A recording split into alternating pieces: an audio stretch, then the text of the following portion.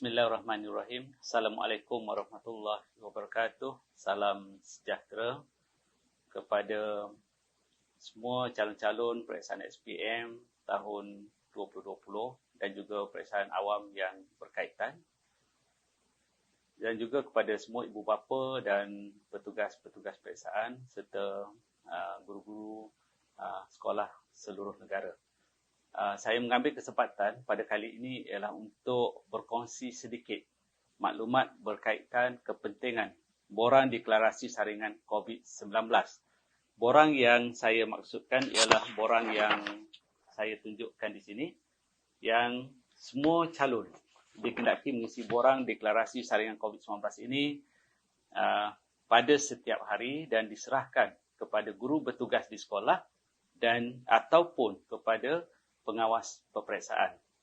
Borang deklarasi saringan COVID-19 ini sangat penting kepada semua calon kerana di sinilah kita menunjukkan keprihatinan kita dalam memastikan keselamatan diri kita dan juga keselamatan rakan-rakan kita yang menduduki peperiksaan.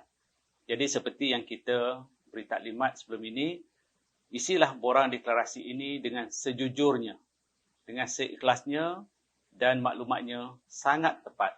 Tidak ada apa-apa yang tidak dinyatakan dengan jelas. Jadi di dalam borang ini, saya ingin maklumkan bahawa ada 6 soalan. Soalan yang pertama, adakah anda baru balik dari melawat luar negara dalam tempoh 14 hari yang lepas? Jika ya, tandakan ya. Jika tidak, tandakan tidak.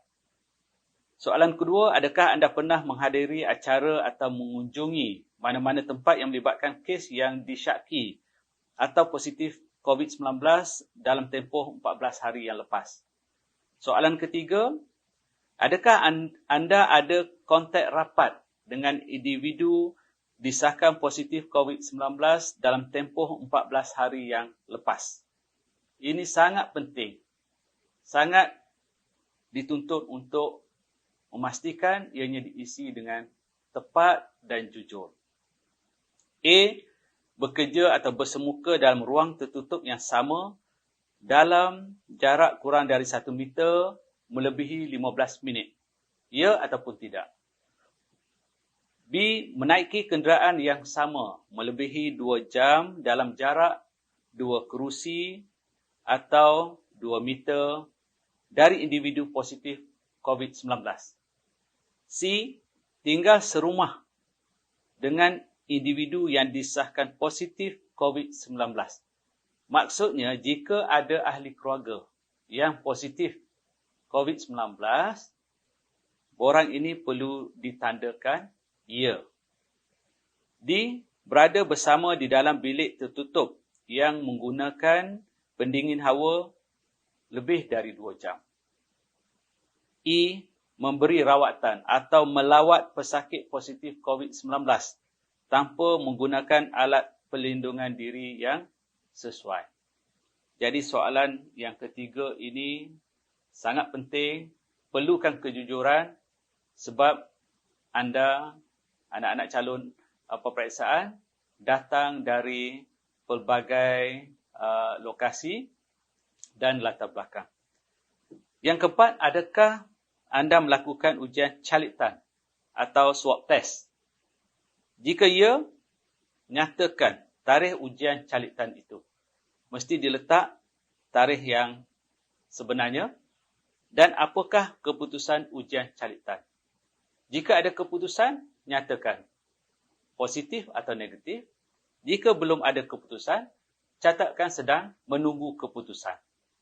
Jadi kita akan putuskan nanti di pusat peperiksaan di mana untuk tempatkan mereka yang telah buat swab test supaya jika ada keputusan dimaklumkan oleh pihak yang melakukan swab test itu, dapat kita ambil tindakan segera tanpa menjejaskan calon-calon yang lain. Yang kelima, adakah anda menjalani kuarantin? Jika ya, nyatakan tarikh tamat tempoh kuarantin. Jadi mungkin kita pernah dan telah pun tamat. Jadi ini juga akan diberi perhatian sekiranya baru tamat, mungkin kita boleh tempatkan di tempat yang sesuai supaya tidak ada risiko kepada calon lain. Dan akhir sekali yang keenam, adakah anda mempunyai gejala-gejala berikut? Demam, batuk, sakit tekak, selsema, sesak nafas. Jadi itulah soalan yang perlu dijawab dengan sejujurnya. Jadi di sini saya mohon kepada semua calon lengkapkan borang ini sebelum sampai di pusat peperiksaan.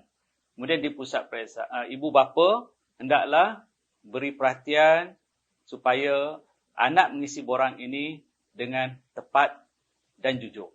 Manakala bila sampai di sekolah, borang ini diserahkan kepada guru bertugas atau pengawas peperiksaan. Kepada guru bertugas dan pengawas peperiksaan, sila pastikan borang ini diteliti betul-betul. Jika ada mana-mana bahagian ditandakan ya, maka perhatian kita kepada calon ini perlu diberi untuk ditempatkan di bilik peperiksaan khas atau bilik-bilik yang ditetapkan demi menjaga keselamatan calon-calon di pusat berkenaan.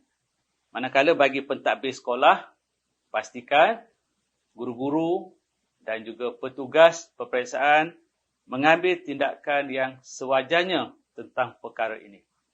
Sekali lagi saya ingin ingatkan, peperiksaan ini mengambil masa yang panjang, tempohnya sehingga 1 bulan. Jadi penjagaan kesihatan dan keselamatan calon sangat kritikal. Kita ingin takbirkan peperiksaan SPM 2020 dan lain-lain dengan begitu baik sekali supaya semuanya dapat diselesaikan dengan sempurna dan semua pihak mendapat keputusan yang terbaik. Terima kasih atas kerjasama semua pihak. Kita doakan anak-anak kita dalam peperiksaan nanti terus cemerlang dan menjadi rakyat Malaysia yang berjasa. Sekian. Terima kasih. Assalamualaikum warahmatullahi wabarakatuh.